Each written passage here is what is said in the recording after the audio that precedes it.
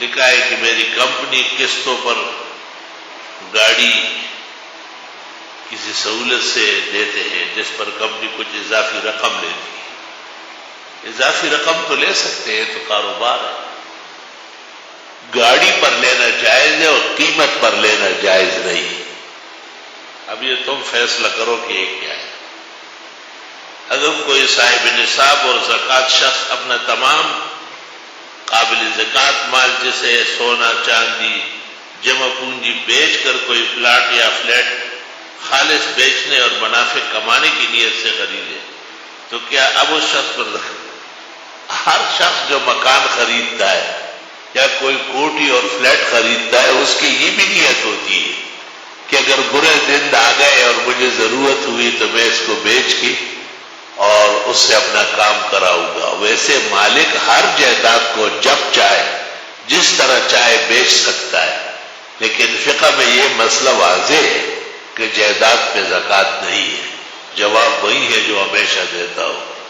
ایک تو یہ کہ اس کے ہاں کام روبار یہی ہے کہ خریدتا بیچتا ہے، جس کو آپ کہتے ہیں مال رننگ پر ہے، اس پہ تو پائی پونے پر زکوٰۃ آئے گی. اور اگر ایسا نہیں ہے، صرف ایک جائیداد ہے، زمین ہے، باغات ہے، پلاٹ ہے، فلیٹ ہے، مارکیٹ ہے، لیکن اس میں تجارتی نیت اس طرح تو ہر شخص کی ہے، یہ تجارت نہیں ہے. مثال میں دیتا ہوں آپ کو. دیکھو فقہاء نے جو لکھا ہے کہ ایک شخص نے دکان خریدی 25 لاکھ کی، یوں سمجھ لیں. اس میں فرنیچر ڈالا، قالین بچایا 10-20 لاکھ کا، یہ سارا جائیداد ہے. اس میں کچھ مال ڈالا 20 لاکھ کا یا 25 لاکھ کا، جو آتا ہے جاتا ہے، یہ مال تجارت ہے.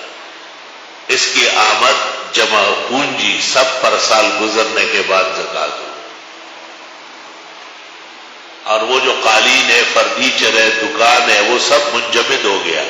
مال جامد پر زکوٰۃ نہیں آتی، زکوٰۃ مال نامی پر آتی ہے.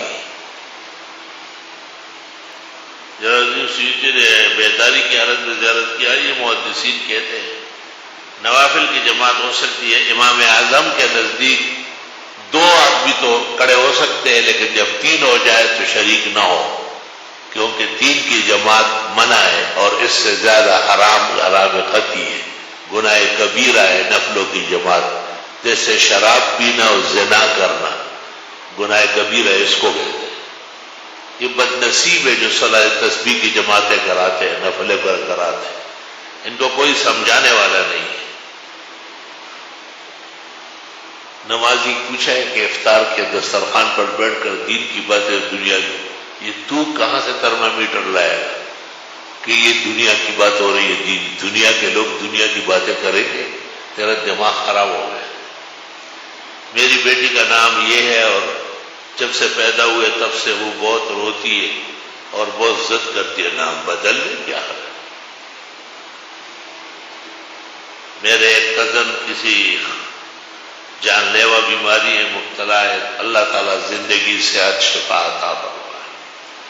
الحمدللہ رب